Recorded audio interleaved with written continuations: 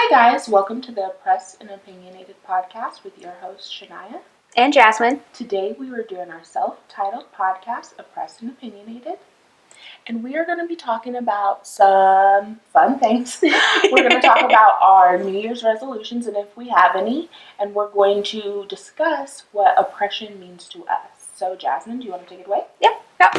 So this past week, or past 2 weeks now, we've been working on this podcast. Past month and a half now at this point, we've been working on this podcast. Probably 2 months. Yeah, we've been really excited about bringing this out to the world. And I think we wanted to do this because we want an outlet to be creative and to discuss things that relate to us and things that we are really interested in. Also, I think that on my end, I don't want to speak for Shania, but I'm sure she can back me up on this, that I think we're doing this because we want to help other people out there. That's the main point. Yeah, we want to talk about things that maybe other people can relate to, have questions on, or they might have like-minded opinions like us, and they want to just, be able to join in on a discussion and be able to email us, comment on our YouTube or our podcast, anything like that, and let us know.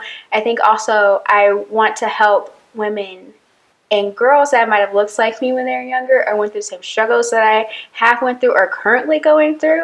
And, feel better about being able to hear that someone else is going through the same thing and maybe even take advice from it and feel inspired to, do you. Definitely, do you. Definitely. I think it's always nice when there's somebody that you look up to or just someone that you can relate to that have gone through similar situations and you see that they've made it out on top and it gives them hope that they can too. So I think this podcast will really help people and I'm really excited about that. I think that's a main reason we started. Yeah, really. We're focused on helping people. We're focused on positivity. That's a main point. We want everyone to feel included in this podcast.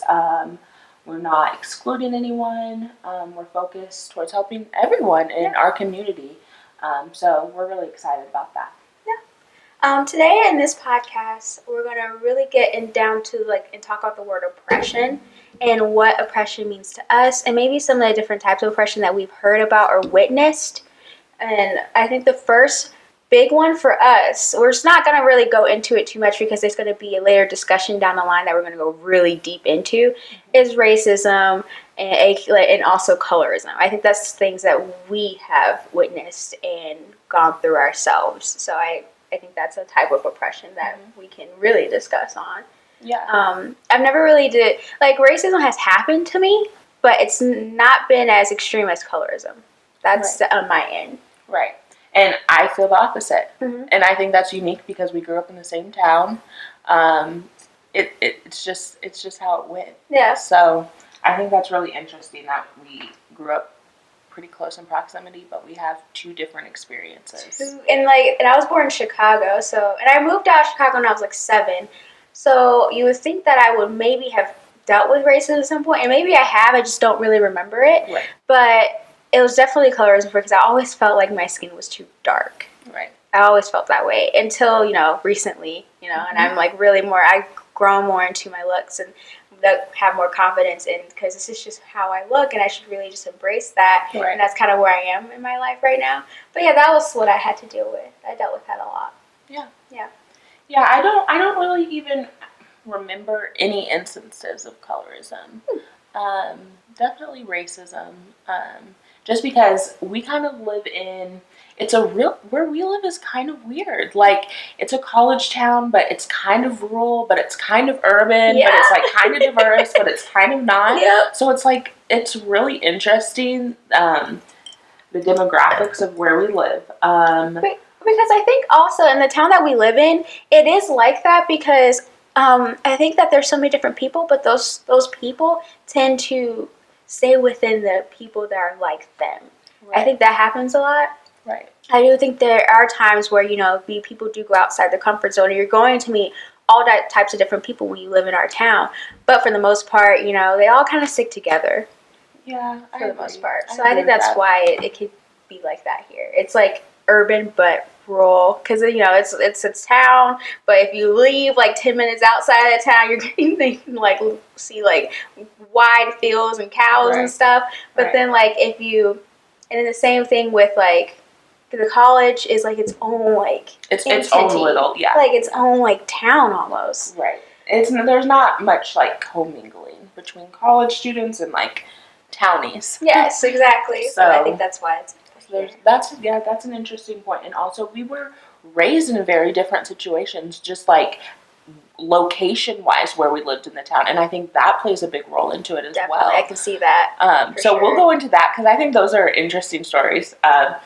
We'll go into that in a future discussion. Upcoming discussion. But I think that does play a big role in it, and what kind of activities we were involved in. I think that plays a big role in it as well. Mm-hmm. So we can go into that in a further episode. Okay, cool.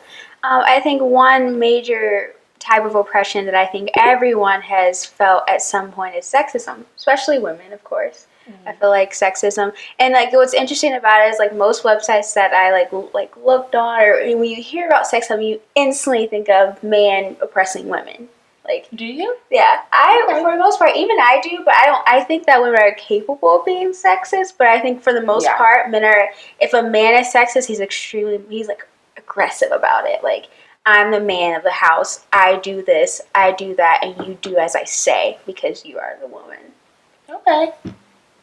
I mean, I think if he is, I think there's different types of sexism. I don't think all sexism is aggressive like that. Mm-hmm. I think men can be sexist and just like a woman can be carrying a big box. Oh, let me carry that for you because you can't carry it. Mm-hmm. I think sometimes it comes out of, good nature mm-hmm. and like being a nice guy, but it does affect. I don't think men necessarily have to be like aggressive when they're sexist.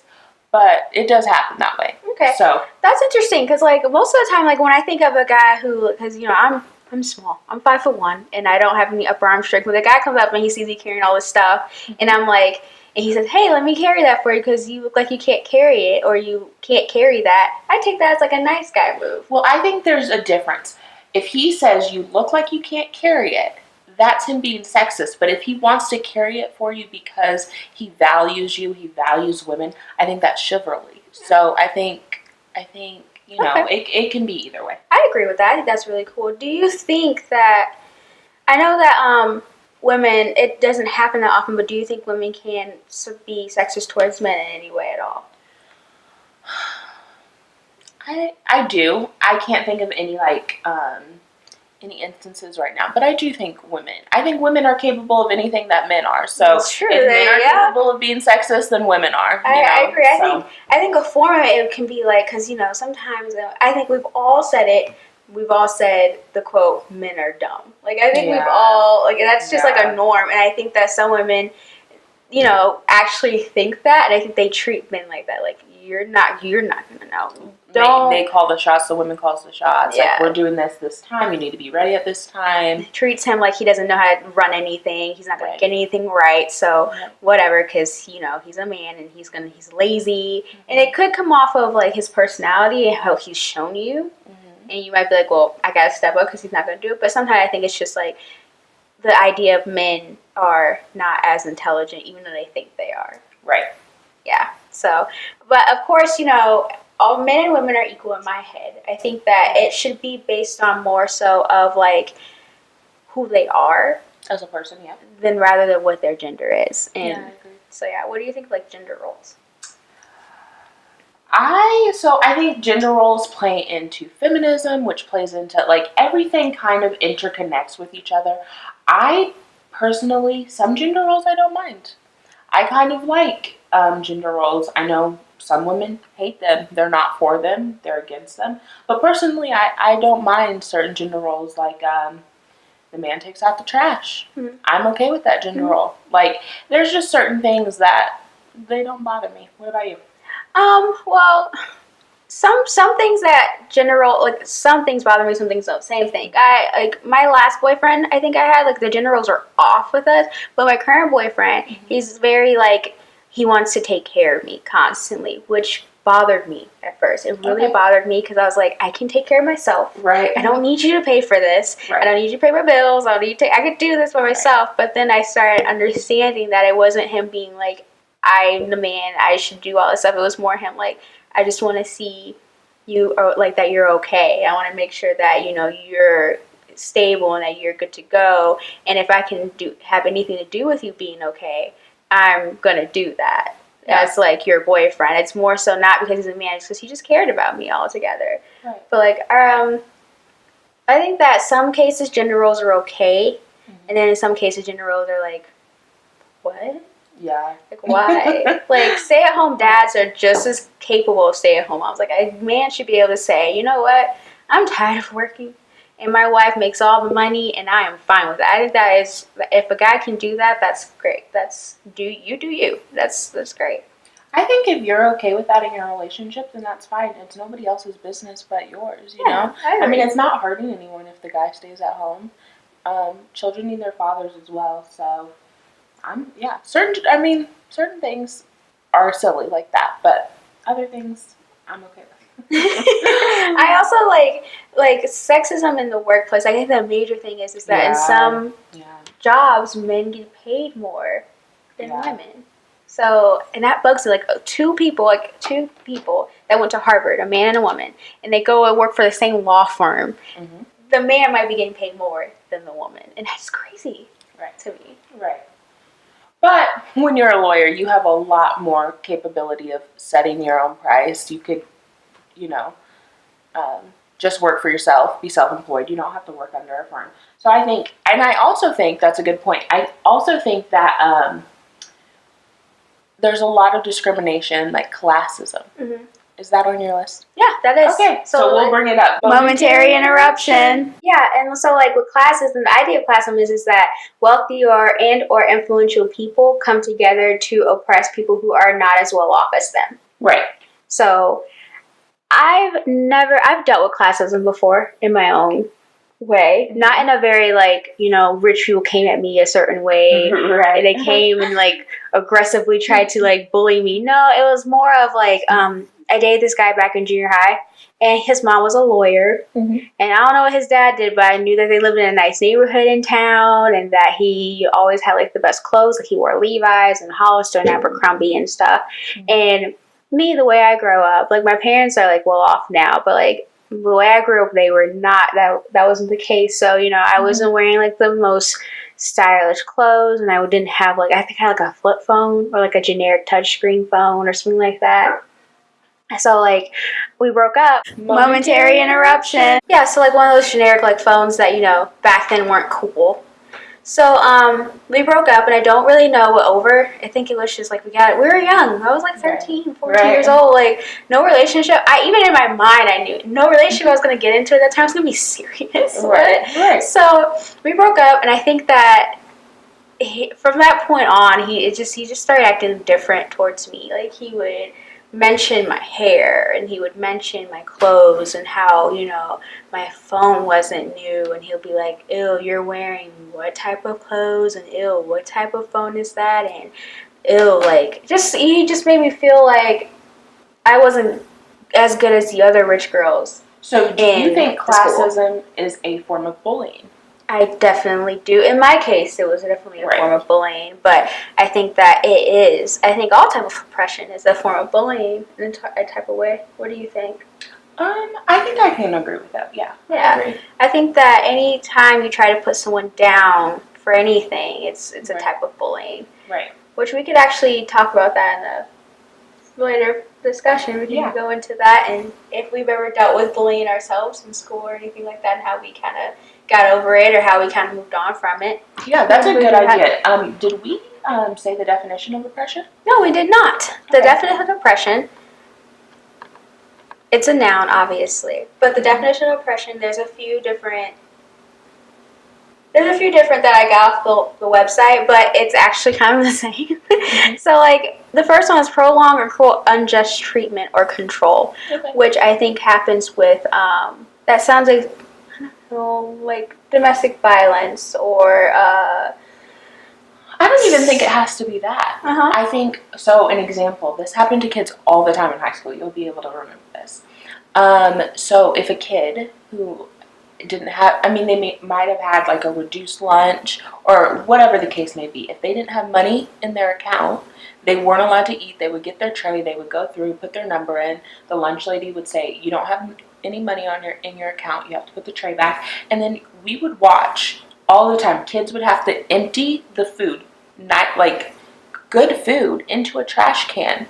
Like they weren't worth it. And I think that's cruel and unjust. So I don't think it necessarily has to be domestic violence, but just, I mean, and that's it public. That's public humiliation. So I always felt so bad for those kids who had to do that. Yeah, I was definitely, I had the free lunch at first. So, like, I always had, like, your basic lunch, and then my mom started making more money, and then we had to put money into the account. Right. And that happened to me one time, I think, that we forgot to put money in my lunch account, and I could not eat sometimes that just happens. And it was embarrassing, and I did feel like it wasn't fair for me that I couldn't eat that day. They should at least give me a PBJ or something. And that's what I'm saying. Kids are getting lunch for free anyway, so why can't they just, I think every kid should have a basic, like, free lunch if they can't eat. It's never the child's fault. You should never, ever, like, in that setting, keep food from kids who are trying to learn. Like, that just doesn't make sense to me at all. And then in front of all of their peers. And then that separates them by class. Like, I am wealthy, my parents can afford, and you don't even have to be wealthy. My parents can afford to put money in my account so I could eat, and yours can't. So that divides you. Like, that's dividing people in school. So I also, sorry to go on that tangent, but that makes sense. I just wanted to point that out. The second definition is basically the same: the state of being subject or to unjust treatment or control, which is the same thing. Right. And then also the last one is mental pressure or distress, which is basically, it falls under the same lines. I mean, like, I can't think of a really good example right now. Can you? No, I can't. But like I understand what the definition is saying. Definitely, like going through a type of oppression for a long time can definitely like just stress you out. It definitely can stress you out. It can change who you are as a person. It really can, and like it.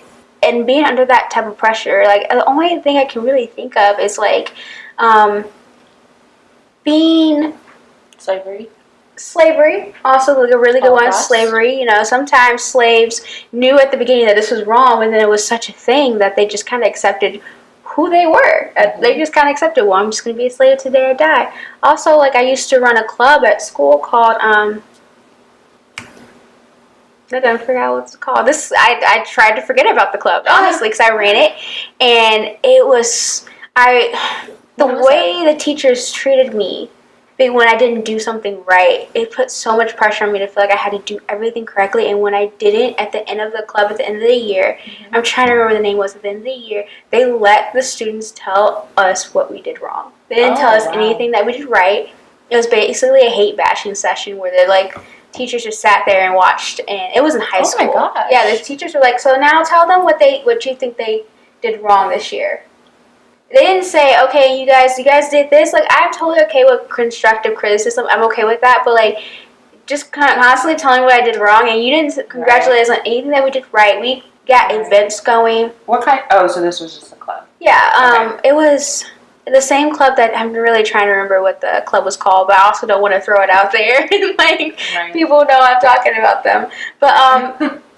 But yeah, like they just kind of hate bashed on us, and I hated the club ever since. I did not join the next year, and I was done with it. And that's probably why I can't remember the name, because I tried to forget it. But I was so scarred you. It did. I was distressed. I was like under a lot of pressure. But yeah, that definitely. We went a little backwards there with the definition, but that's the definition of oppression. At least 3 different definitions of oppression. Sorry, I kind of blanked there for a second. You're fine. But yeah, another type, and I think Shania has more on this than I do, is ableism. Ableism is the idea of oppression against disabled people, and is that politically correct? Is that the politically right way of naming them? I don't know if that's right to say. I mean, so political correctness varies by region, varies by where you are in the world. Disabled is not, I mean, I wouldn't look at it and think, wow, she really insulted that person. Yeah. Some people do take insult by the word disabled. I've heard a lot of people refer to it as differently abled. Okay. But, it doesn't matter. It doesn't matter. Yeah. And the reason why I asked Shania is because she works. Yeah, I work with people who have special needs. That's another one. Special people. It's more about putting them up, positively lifting them instead of putting them down. So, for example, you wouldn't say the Down syndrome person. You would say that person has Down syndrome because Down syndrome doesn't define who they are as a person. Yeah, and you definitely would not say the R word. I do not like that. I do not like that. So no, and I mean they're really awesome people. You just have to get to know them. Yeah. They're all different, just like us. I used to I've never treated them differently. I've always been I've always treated them like I treat anyone else. Like if I'm polite to them, I'm nice to them. Right. I do, however, get nervous when I'm around them only because I don't know how to respond to them. I don't know if I'm going to do something wrong to, cause, them to get upset. Right. Or if they do start getting upset, I don't know how to handle the situation. So I usually get nervous interacting with them. So, I don't think I'm a very nervous person. And I'm very good in high stress situations. And everyone's different. You really can learn their personalities, and you can really learn when they get mad, they need to go to their room, or when they get mad, they're gonna explode, so you need to leave. Or when they get mad, you learn them. You learn who they are as a person. And there's some differently abled people who can talk. There's some who can't. I mean, and it's really interesting. They're all different. So it's really interesting to get to know them on an individual basis. So that's why I currently like my job. I know, another tangent, but you're okay. And then the last one I want to talk about, and then after that we can just talk about what we think of the word oppression and how it relates to us. Okay. This, it says it's lookism, sizeism, but basically just prejudice based on how you look and how much you weigh. Right. I've never really dealt with sizeism per se, but lookism definitely has been a thing for me because I think that if we can both agree on that, society definitely conveys a perfect woman, and most women, want to be. I think we all are getting to a point where we're getting confident in the way we look. I think that's something that we're promoting better now in this day and age. But when I was younger, I wanted to be a little blonde-haired, blue-eyed girl with long, flowy hair and was skinny. That's what I wanted when I was younger. Me too. And do you think that has to do with the region we grew up in? Because I feel like if we grew up in Chicago, or Baton Rouge, or somewhere with a high black population, we wouldn't have necessarily felt that way because we would have seen ourselves reflected in our society. I don't think we necessarily saw ourselves reflected in our society, so that made us turn to what we did see. We saw the blonde-haired, blue-eyed, skinny kids, and that's who we wanted to be. That's who we thought had value. I definitely agree with you. I definitely think that if my mom never moved us from Chicago, I would talk different, act different, and think different. I would think that the region's beautiful woman at that time would have been what I was striving for, and probably would have been closer to what I look like right now. Right. Because it's a high black population in larger cities. So yeah, I definitely agree. It's so funny how people can grow up completely different, but have similar looks, similar attitudes, similar family styles, but grow up completely different. Just determine on where they live in the world. I think that's an interesting thing, and I think we should do a future podcast about it. Definitely. I think that would be really cool. Yeah. So I think that when it comes to sizeism, I don't think that anyone should be, if you're okay with the way you look and how much you weigh and all that stuff, and you're healthy, slay. That's all I can say about it. Slay. Because if you like the way you look and you're fine with it, then you slay. That's all I can say. And I don't feel like if you like you, then that should not affect anybody around you. It only affects who you are on the inside. And if you're happy with yourself, it's going to show. It's going to be radiant that just comes off of you. And I think that that's happened to me recently. I'm okay with myself. No, I shouldn't say that. I'm like wanting to work out. That's what it is. But like Right. I want to lose a few pounds. But for the most part, I'm 100% okay with the way I look. I am so happy with the glow up because I was not good. I was looking. I think everyone has those struggle years, you know. In high school, oh my goodness, I didn't know how to straighten my hair. I didn't know how to put on makeup. I didn't know how to do anything. So the glow was real. So maybe we'll post some throwbacks on our Instagram. We should. I think that would be funny, especially throwbacks of both of us. I think that would be funny. We should definitely going to do that. We're definitely going to throw some throwbacks on so you guys can see what I'm talking about. No, I was not an ugly kid. I just could have done better. That's all I can say about it. Yeah, my hair was like stick straight. It was like stiff. Right. It wasn't like move. It didn't move. It wasn't flowy. No, it just like it just didn't move. And I always had one pimple, and it was always a really big one. So my acne wasn't that bad, except for one large. I don't remember that about you. I do. I don't remember that. I always had one large pimple. It was always in this area, so that you couldn't miss it. Mm-hmm. And then I had a really bad habit of picking. Oh, your face? Mm-hmm. So yeah, so I definitely had to get out of that habit. So yeah, but you know, I think that like everyone should just be okay with themselves and just be happy and build on that. Because if you're okay with yourself, who cares what anyone has to say? Well, I think a lot of this has to do. I mean, a lot of these are bullying, and I think lookism and sizeism. I think those reflect more of the person who is doing it, rather than the person who's like being targeted. Like if you feel insecure about something in your life, that's when you're most likely to target someone else and attack them for maybe what you perceive as their insecurities. They might not even be insecure about it, but you would perceive it that way. So I think a lot of this has to do with how people value their own selves. No, that makes sense. Yeah, so if you have a high self-esteem and you're confident in who you are, you're not going to feel the need to tear other people down. You're not going to feel the need to make other people feel invaluable and, you know, worthless. So I feel like that's something that at least, I'm sure Jasmine does too, but I want to be passionate and I want to put that out there and I want to do some charity and figure out a way to change that. Definitely. But hurt people. So, you know, that needs to change. I think that being confident in yourself should definitely just be promoted. Because, like, and you should start with kids who are, like, younger kids and up. Like, because that's where it starts. We all, like, develop. I feel like I was in that stage of my life when I was, like, from 10 to 15 years old is when I was in that, like, stage of, like, I didn't feel like I looked good. I just felt like Did people say something to you besides the boyfriend incident with the clothes? Did people, like, tell you that? Yeah. I did get told I was ugly a couple times. And then, like, with the colorism, someone told me I looked like a monkey because I was really dark. And so, like, you know, I have had people tell me that I wasn't pretty and I would never, ever be anything. And, you know, I believed it. I believed I was not pretty enough.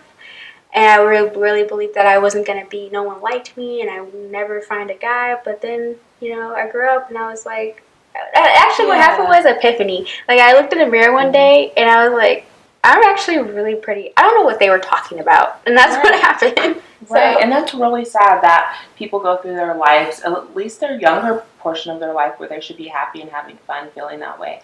Yes. I went to a all-white, and I mean all-white elementary school. Me and my brother were the only black kids, and we're biracial, so we weren't even fully black. There was no Asians, there was no Hispanics. Me and my brother were the only kids of color at the entire school. It was a very small school, so I didn't really experience colorism. I just thought, you know, black people were black people. We all look the same. It doesn't matter. But my brother experienced racism more than me. And I think that's something we might touch on our next podcast. That's pretty interesting. Maybe our next podcast, do you want to tell them what the title is or do you want to wait for them to see it? Oh, we could definitely, you want to say it at the end or we could definitely tell them. I think they should know. Okay, so our next podcast is going to be Toxic Masculinity.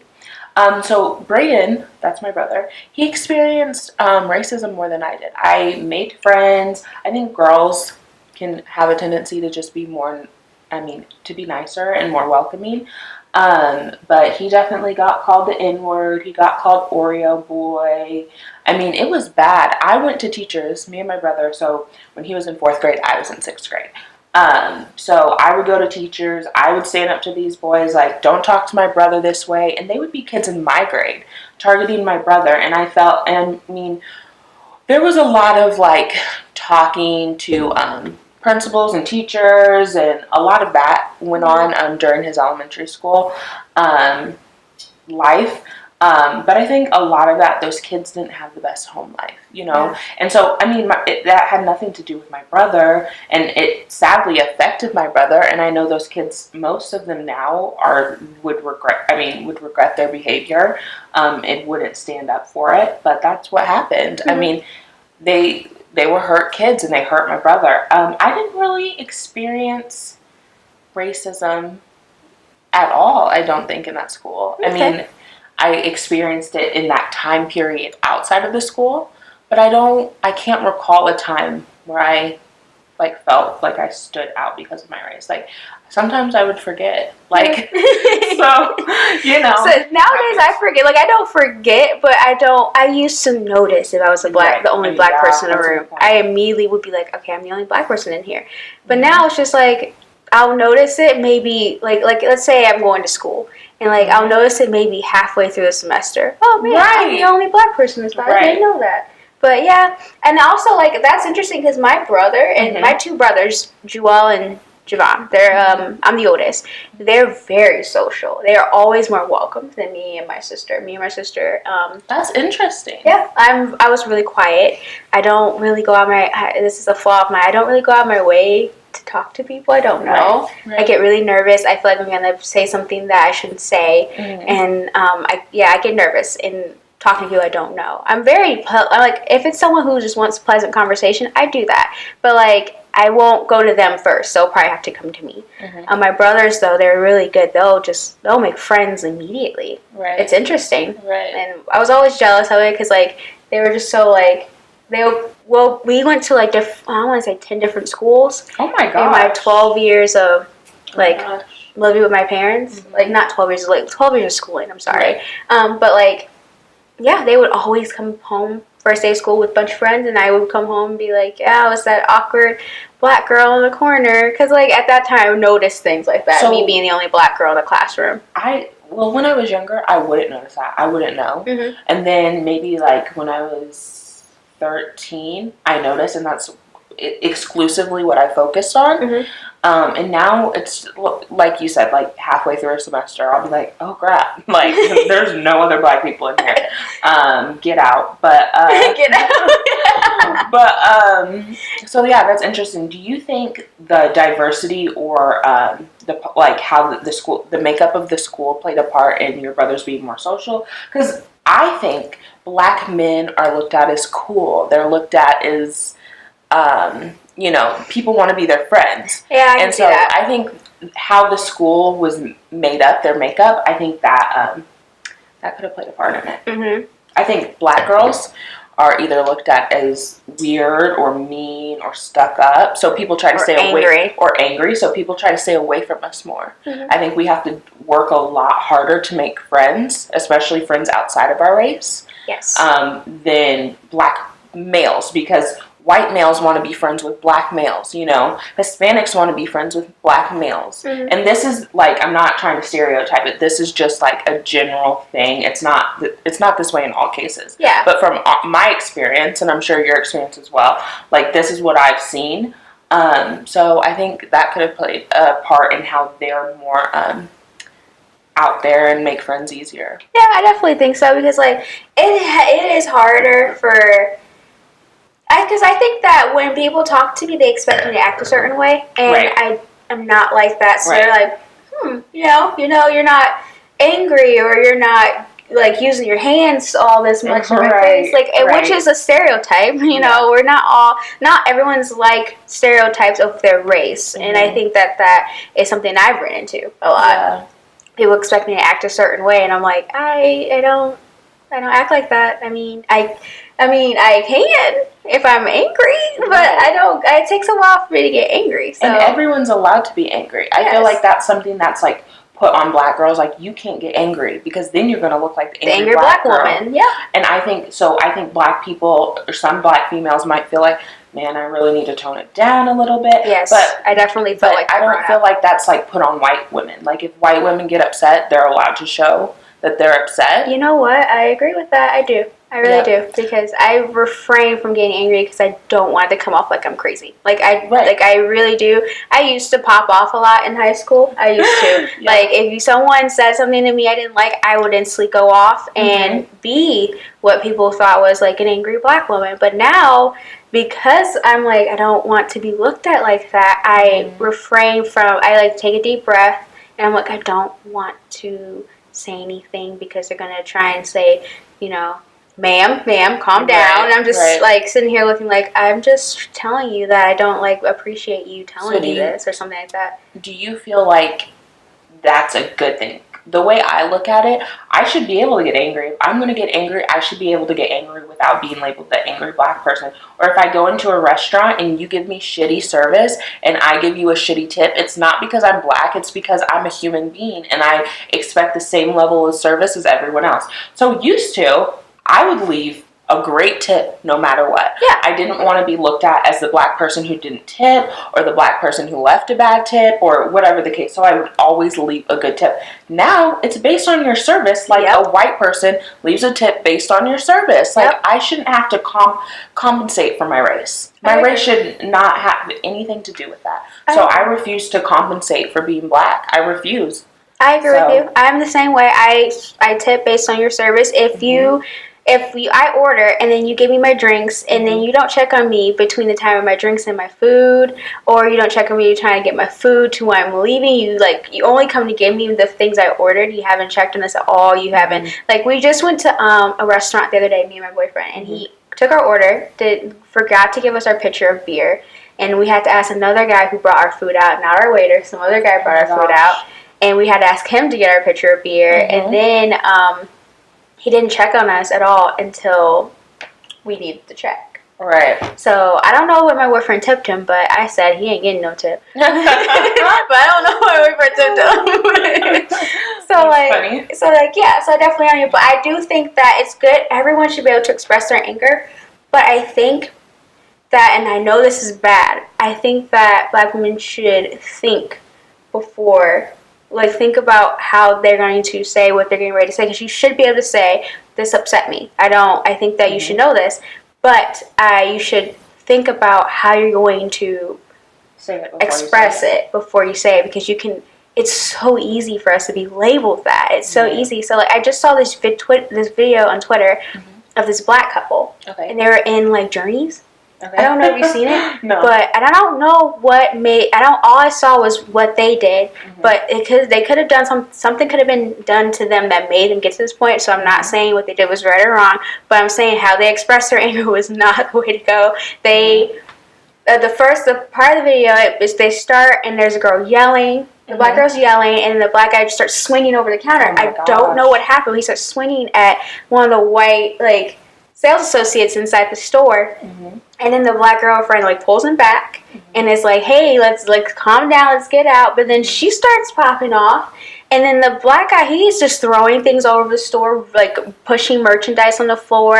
The black girl threatens another customer and the customer's daughter, who looks like she's still in high school. Wow. And I was just like, this is so bad. It just doesn't it upsets me a little bit to see that happen, and it upsets me for any race to do that, because there's just better ways to handle your anger instead of just yelling and screaming and throwing things around like that. It does not look good. It does not look good on us. No, and I agree. I like what you said about black women should think before they speak, but I also think that applies to everyone. Yes. Everyone needs to think before they speak. Yep. And a lot of people don't. That's very uncommon. People just say what's on their mind, and then they might or they might not regret it, but it impacted the person they said it to, or the people around you heard that. So I think that's a good point. Also, there was a video, speaking of videos, there was a video. Momentary interruption. So there was a video of this woman, and her kids had gone into this convenience store. I don't know if she stayed in the car or if it was like in walking distance of their house or whatever. They went into the convenience store. I don't know, like there wasn't a video of how they were acting in the store. Momentary interruption. But the sales associate thought that they were stealing for some reason. And so the kids went to check out. I don't think that the sales associate necessarily let them check out. Momentary interruption. Necessarily let them buy their items. I think that's why the mother came back in. But the sales associate called the kids the N-word. The mom came in like fury, came in and started going off on the guy. And this was maybe a few years ago, a year ago, when the video got published, but she went off on the sales clerk, like, don't speak to my kids that way. Who the H do you think you are? I guess we can say hell. I don't think we'll get demonetized, but who the hell do you think you are?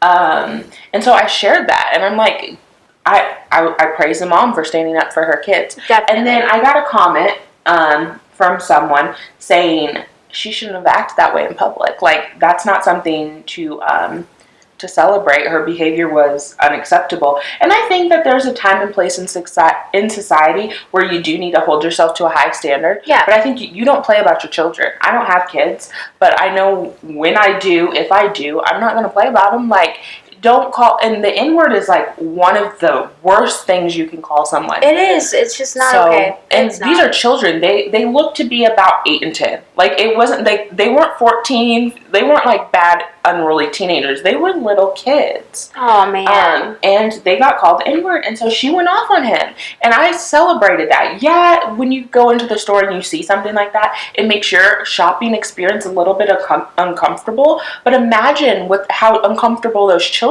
were feeling when an adult was targeting them based on their race. That's a scary thing. That's very scary. It's not right. And they're children. So I applauded the mom. You could say she shouldn't have acted like that in public. Her behavior in public was, which I can see. I can get that. You should conduct, and especially in front of your children, there's a certain way you can conduct yourself. If it was me in the situation, because she was cursing, if it was me in the situation, I would have, a 10-year-old can sit in the car for 5 minutes with his little brother.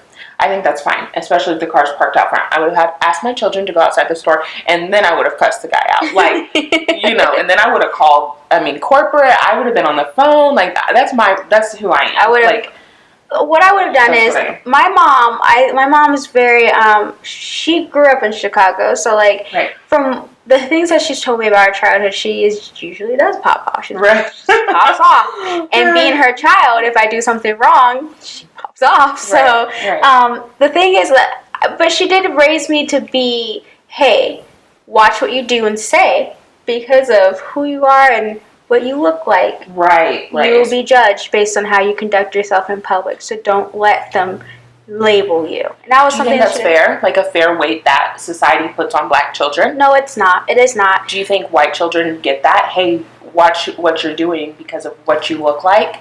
You're going to get targeted. I think, and not like we do, but I do think they get that, especially if they're rich kids. Yeah. If they act like the family. Yeah. But that's different from representing the whole race. Yes. I feel like white people get the whole race put on them, while white kids, hey, your grandfather was a governor, like, we've got to hold ourselves to a certain standard. So I think it's a little bit different. I mean, it depends, like, where you are in the world. It really depends because, like, not, like, some white people grow up, and I'm not just saying white people, but some white people, they did grow up poor, they grew up in trailers and everything, so if they act like how the equivalent of an angry, like, if a angry white woman act the equivalent of an angry black woman, they're called white trash. Right. Trailer trash.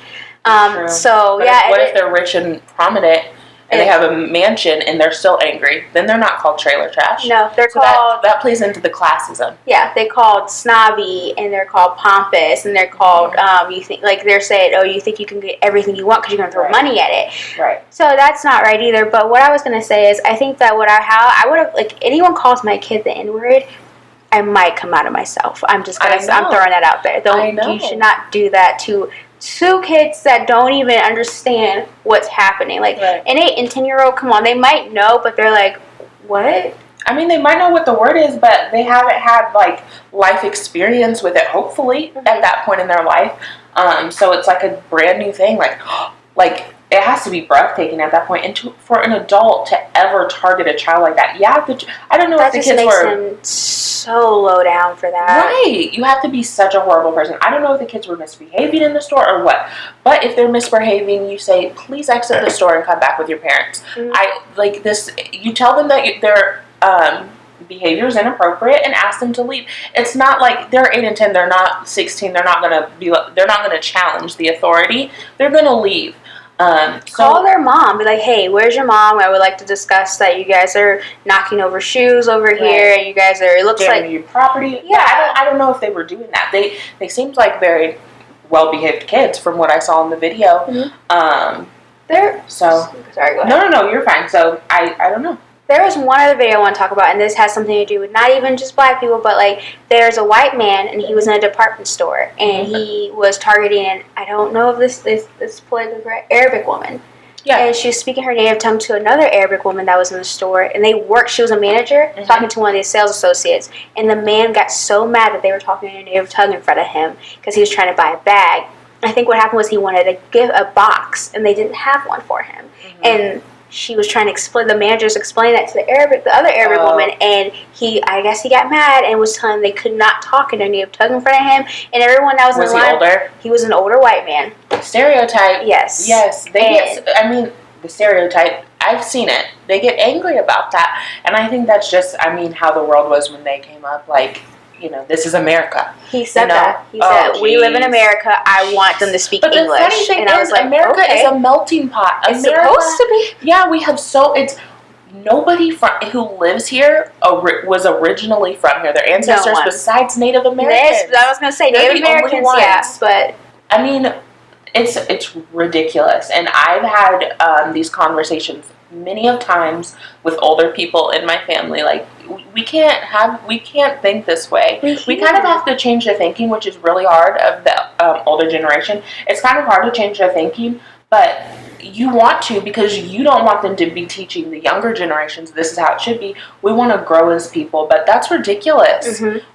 That's ridiculous. Honestly, that's so disgusting. I would have at that point, I would have stood up and said something to him. Everybody in the line, like a black man stood up and was like, he stood up for them. If I was there, I would have been like, what is wrong with you? Yeah. And on top of that, he was Republican. How do you know that? Did he say that? He said, all you freaking Democrats. He said that. He yelled at everyone in the store. He made old white Republican men look really bad that day. I'm just gonna say. Well, but I also don't think that's fair to put on him, because if I did something bad, if I did exactly what he did, I wouldn't want it to be like she made all black women look bad that day, because it doesn't represent all black women. One singular person did a disgusting act, so I put that on him. I agree, and it should be put on him, but in general, I get it won't be. Everyone's gonna be like, that's how we're, Democrats for the most part are gonna be like, that's how Republicans are, and I use that as fuel to their fire. I don't think it's right to put one person's actions on a whole race, a whole culture, a whole class, a whole anything. But because of how society works, one video comes out of a man doing something that he shouldn't be doing, it's going to be put on it's going to be generalized. Somehow. I get it. And I don't think it's right, though. We should work to stray from. We should work to change that. So I think that's a good thing with this podcast. The more people that will listen to you, the more people who will hear, just positivity. I think positivity can cure anything, can cure hate, So I think this is a good podcast. I think so too. This will help people, and it's going to help us learn and grow together too. We really want to hear your comments, and we really want to interact with you guys. We want to hear what you want to hear us talk about. So this is exciting. I'm so excited to do this with Jasmine as well. I'm so glad you asked me to do this with you. I'm super excited. So January 1st is coming up. Yes. Well, as you're watching this, hopefully, unless you're watching this in like 2020, it will be, the day we're releasing this is January 1st. Yes, at midnight. So we're super excited about that. We're starting the new year off right with our whole podcast. We're starting at the beginning of the year. You guys can toast the new year, take a shot, listen to the podcast, or watch it on YouTube. Be 21 and older, though. Don't take a shot if you're underage. Of course not. Of course Maybe not. we should share some of our stories, Jasmine, from high school. We have some fun stories. We definitely do. We've known each other since high school. So yeah. How old were we? I was young. Mm-hmm. No, we've known each other since middle school. Really? It's been middle school. Oh, yes, because like you were, it was the summer between like you going into high school and me. I thought you were so cool because you were 15. I was like, oh my god, she's a real teenager. She's 15. I thought Jasmine was the coolest. Like, I literally did. I was like, she's 15. Maybe I was 13. I don't know, but I was like, oh my god, she's a real teenager. No one takes me seriously. They still think I'm a kid. And you were the coolest thing. Oh, I thought you were so funny. You were so funny. Because you're so funny now, but you were so funny to me. It was so cool to hang out with you. And we did a lot of fun things together. We did. We were fun. We did. We should have a podcast where we reflect on those times. Reflecting on high school. Yes. So our podcast is going to come out every single week, Tuesdays at midnight. Mm-hmm. And that's going to be on, we'll have our platforms. We'll release it on our Instagram and our Twitter. Mm-hmm. But YouTube, Apple Podcasts, Spotify. Anywhere we can get it. Yes. Anywhere. Yeah. Anywhere that you listen to your podcast, any platform will be on. So we don't really, for New Year's resolution, me and Shania are kind of both on the same page. Yeah. I used to believe in New Year's resolutions, but I don't believe in them anymore because I just feel like, I never complete them. I usually forget about them, but there are things I'm going to start with the new year coming up. I'm going to start working out more because my goal is to lose 15 pounds. I don't think that I look fat or anything right now. Mm-hmm. I just want to get toned up a little bit, and I want to get back to my, like, a body that I had, like, about 6 months ago. But, I was happy, so yeah. I kind of got lazy, so It happens. It happens to the best of us. Yep, and I'm going to start keeping receipts because I want to know where my extra money is going. Mm-hmm. I am 24 years old, and just like in most 24-year-olds, I am a struggling 24-year-old. So I'm keeping my receipts to keep track of where my money is going so I can better manage it. So that's what I'm doing this next year. Yes. So yeah, like Jasmine said, I don't believe in New Year's resolutions.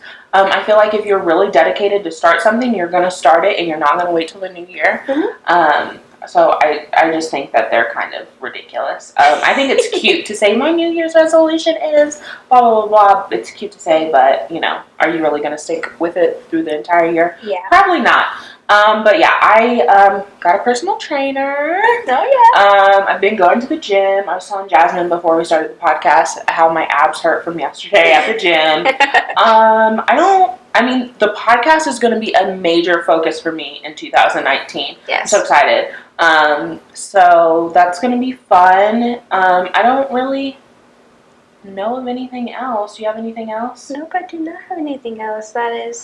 I think for New Year's, next year I have a lot of changes happening along with this podcast. I have a lot of things going on and moving in with my boyfriend. Mm-hmm. How long have you been with him? Tell us. I met him in May. Memorial weekend is the first weekend I spent like a whole thing with him. And then and we're filming this on December 30th, 2018. Yes. So we became official on June 9th.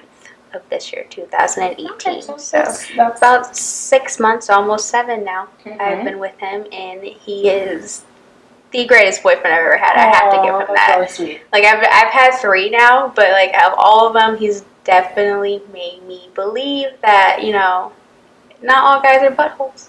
Okay, there we go. He's a really nice guy. Good. No, good. I'm really happy for you. So. Is there anything else you want to add or anything? I just want to add, definitely follow us on our Instagram, which is at Oppressed and Opinionated. And then on our Twitter, which is O&O Podcast. Yes. And then so on our Instagram, we have like 5 pictures up now. I'm sure there will be more by the time you're listening to this. But follow our photographer. She's really great. She's a good friend of ours. Loveshoot.photography. Her name's Patricia. She's really sweet. She also has a YouTube channel. Yes. And we'll put that on our Instagram and Twitter because I don't remember exactly what her name is and like exactly how it's spelled right now. But she's a really sweet girl, and her channel's really fun. I mean, she does a lot of things on her channel. She does reactions. She does covers? I don't think she does covers. No? She doesn't sing. No. Okay, I swear I saw covers on there. I saw them. Well, she does reactions to music videos. Okay. So that's probably what you saw. And then she does vlogs. So follow her. And then who else? I thought we had another shout out. Oh, definitely to Martha. Martha. She came. So, fun story. If you've stuck around to this far in the podcast, fun story. We recorded this podcast 2 weeks ago. No, a week ago. Sorry. A week ago. So let me just give you a breakdown of what happened. Oh, man. I couldn't figure out how to get both mics to input audio at the same time. So we were using one microphone, and she was like kind of leaning over. We had the camera recording us, and it cut off. I'm gonna say we thought it was recording us, but it stopped at about 12 minutes. So we were filming the whole thing without filming anything. Yes, but this podcast we got up and checked. So if you see jumps in the podcast, that's why, because we're getting up and checking. We're checking. We're paranoid. Yes. So that's what we're doing. That's what we did. So Martha is my friend, our friend. She came over and she braided my hair so I could wear this cute turban that I just bought. So shout out to her. Yeah, shout out to Martha. She's really cool. Maybe we'll get her on our podcast. Yeah, we what do you think she would talk about? Martha has a lot to say. So. Martha is so funny, so opinionated. She's so bubbly. Mm-hmm. She's really bubbly. So maybe we can get her on a podcast. Yeah, you think she'll be on the podcast? I think so. I think she'd enjoy it. I think she'd like. I think anyone would like to be on it and talk, and just because it's about expressing concerns and opinions that you have, like, so I think anyone would enjoy being and on. Just explaining our title just a little bit more before we go. Our title of our podcast and our brand is Oppressed and Opinionated. We are not victims, and we don't want you guys to feel like we're trying to portray ourselves as victims. No. This is just what we have, the cards we've got dealt by society. Mm-hmm. So we want to give you our opinions on not only topics related to black things, black hair, whatever. We want to give you topics based on everything, but coming from our opinion as two black girls. So yeah. That's why we kind of came up with the name Oppressed and Opinionated. We wanted it to be catchy, to be something you guys would remember. I'm super happy with the name. Are you happy with the name? Yes, I am. And we also care about everyone. We don't just care about black people. No. We care about everyone. So we want everyone to feel like this is a safe space for them. Yes.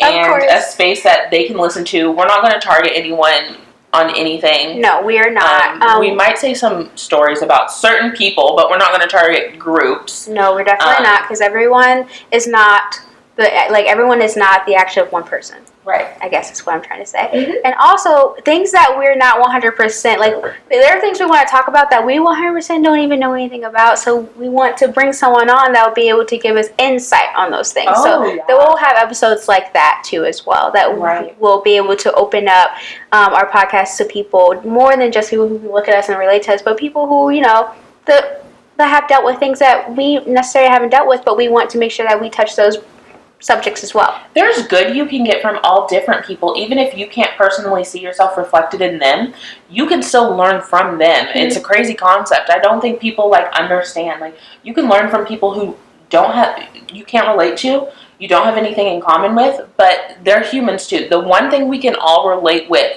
we're all human. We all live here. We all have feelings, We've all been hurt at least once, and we've grown from it, and sometimes our reactions to things in the future are based on that. Yeah, some people have not. But we're all human. So that's a good point. I wanted to bring that up. I wanted to make sure to bring that up.